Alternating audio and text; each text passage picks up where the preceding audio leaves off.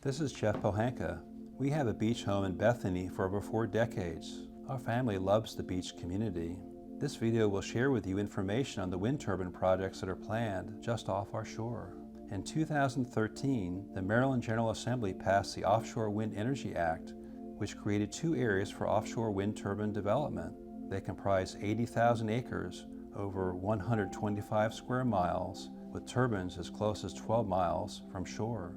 2 wind companies have purchased the right to construct wind turbines in the lease areas. As wind technology has improved, the wind turbines have been getting larger and larger. They plan to use the GE 12 megawatt turbines, which are 938 feet tall from the waterline to the top of the blade. It is the one on the left side of this graphic. These turbines are 50% taller than the Washington Monument and over 4 times taller than the towers of Indian River Inlet Bridge. The turbines are truly massive. This photo depicts the generator, which will sit atop each tower. It's not just a few turbines they're proposing. U.S. Wind, an Italian company, plans to install 121 turbines from Ocean City to Fenwick Island. Ørsted, a Danish company, plans to install as many as 200 from Bethany Beach to Rehoboth for a total of 300 turbines. Some say you can't see 12 miles, the closest distance to the turbines, but this photo shows that is not true. The furthest ship is nearly 12 miles away, and it's not 900 feet tall, nor are there 300 of them. The Department of Interior conducted a study of wind turbines and found that they were visible to the naked eye as far away as 36 miles. U.S. Wind created this illustration of what the turbines will look like. Our ocean sunrise will never be the same.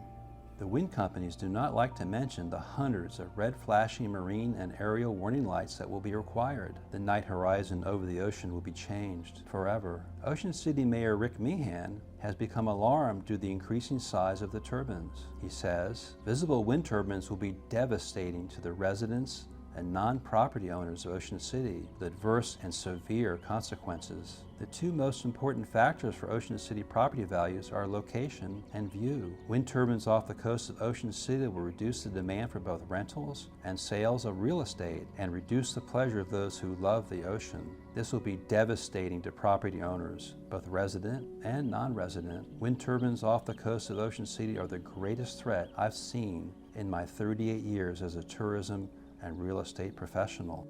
There have been several studies on the economic impact of visible offshore wind turbines. A study by North Carolina State University found that 54% of renters would change their vacation destination with visible wind turbines at any distance.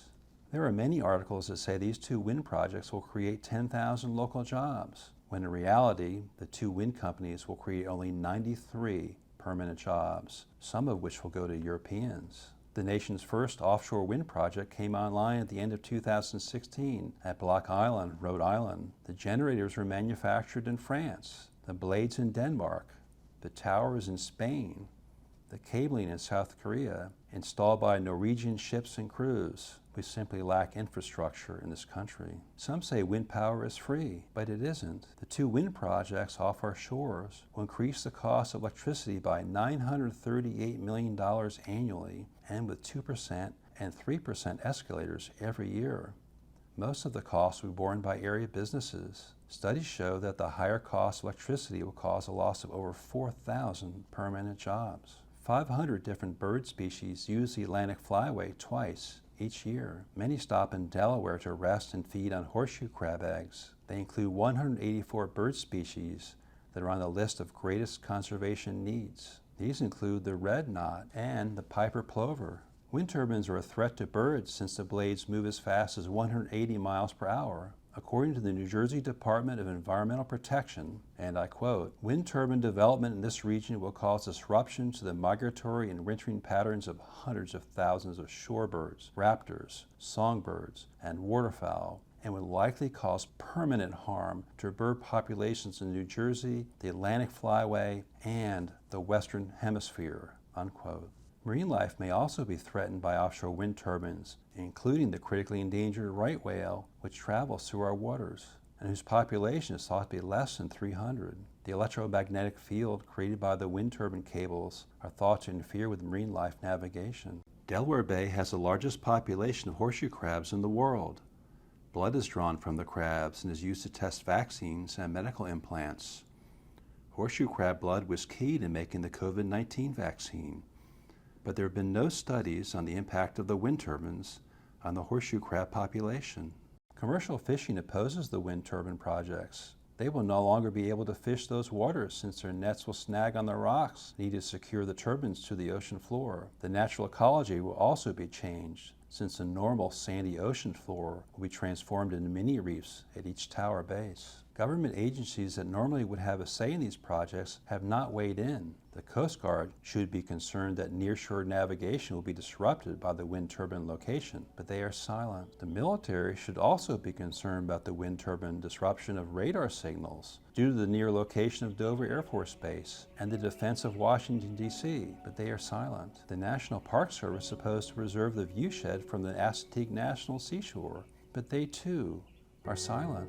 The Maryland Public Service Commission, who approved these projects, paid an energy consulting firm to provide an analysis of their impact on air quality. The energy expert found that the wind turbines will cause an increase in regional emissions of carbon dioxide, sulfur dioxide, and nitrogen oxide. Thus, the turbines will have no impact on reducing the threat from climate change, such as rising ocean levels. So there is no environmental benefit from these wind turbines. Why do we even need them? But there is hope. An Nantucket group has filed a legal challenge in federal court to the Vineyard Wind Project, the first fully approved large wind project off the East Coast. Their lawsuit is based solely on the many regulatory and environmental requirements that the wind developers have failed to perform, and they are numerous. They include the Endangered Species Act, the National Environmental Policy Act, and the Administrative Procedures Act. Locally, the American Coalition for Ocean Protection, or ACOP, has been formed to finance legal challenges to the wind projects off our shores. Tax-deductible contributions can be made to the Ocean Environmental Legal Defense Fund. You can find them on the internet at oceanlegaldefense.org. We need your help to defend the beauty of our beach and our home values, and to protect the many species of wildlife that live and transit through our area. Much of this information is on the website saveourbeachview.com.